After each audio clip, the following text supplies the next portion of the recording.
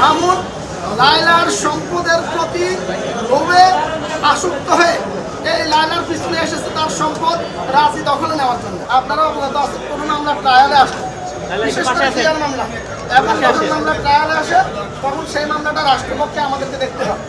এই মামলা ট্রায়ালে আছে, এই মামলা ট্রায়ালে আছে 14 তারিখে এই সিএমএম কোর্টের 3 নম্বর আদালত জনাব জিয়াদুর রহমান স্যারের আদালতে এই মামলার বাদী ক্যান্টনমেন্ট থানার এই হত্যা চেষ্টা মামলার বাদী লায়লা আক্তার ফারহান, তার এই মামলার যিনি আসামি আব্দুল্লাহ মামুন ওরফে প্রিন্স মামুন ওরফে টিকটকার মামুন, তার বিরুদ্ধে তিনি যে মামলা দায়ের করেছেন, আজকে মামলা সাক্ষীর জন্য ধার্য তারিখ ছিল, বাদী হিসাবে উনি আজকে সাক্ষী দিয়েছেন, তাকে আসামি পক্ষ জেরা করেছে। তবে জেরাটা সমাপ্ত হয় নাই, জেরাটা কন্টিনিউ আছে।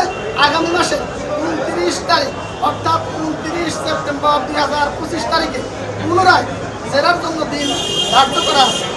সব মশার বিরুদ্ধে সুরক্ষা দিতে এলো বসুন্ধরা এক্সট্রিম অ্যারোসল, মশার বিরুদ্ধে এক্সট্রিম সুরক্ষা।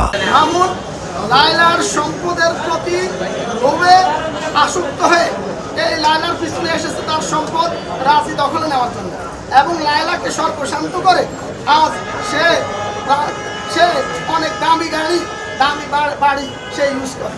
এটাই হচ্ছে সত্য ঘটনা। আজকে মামলা যে পর্যায়ে আসছে, এই লায়লা 2 জন সাক্ষী, তার বাসার কেয়ারটেকার এবং ওখানকার একজন দোকানদারকে এই মামলায় সাক্ষী হিসেবে অন্তর্ভুক্ত করার ফেরত দিয়েছে। আর একটা হচ্ছে লায়লা এই আসামি জামিন বাতিলের ফেরত দিয়েছে। আসামিকে সুপোজ করা হয়েছে, কেন জামিন বাতিল করা হবে না এই মর্মে। আদালত কি আদেশ? আদালত আদেশ দিয়েছে এটা যে কেন আপনার জামিন বাতিল করা হবে না, এটা কারণ দর্শানোর নোটিশ দিয়েছে। আচ্ছা, মামুনের উকিল দাবি করছে যে লায়লার বয়স দেখানো হয়েছে কম, মানে এই ব্যাপারটা নিয়ে একটু যদি বলতে। আসলে এই বয়স কম বেশি এগুলো কোনো ম্যাটার করে না, এগুলো ডকুমেন্টারি এভিডেন্স। লায়লার একটা এনআইডি কার্ড আছে, লায়লার এনআইডি কার্ড অনুযায়ী লায়লার বয়স নির্ধারিত হবে। লায়লাকে 18 বছর না 58 বছর, সেটা তার এনআইডি কার্ডে দেওয়া আছে। মাননীয় আদালত ডকুমেন্টারি এভিডেন্স দেখে, কথার উপরে মামলার এই কোনো গুরুত্বপূর্ণ তথ্য না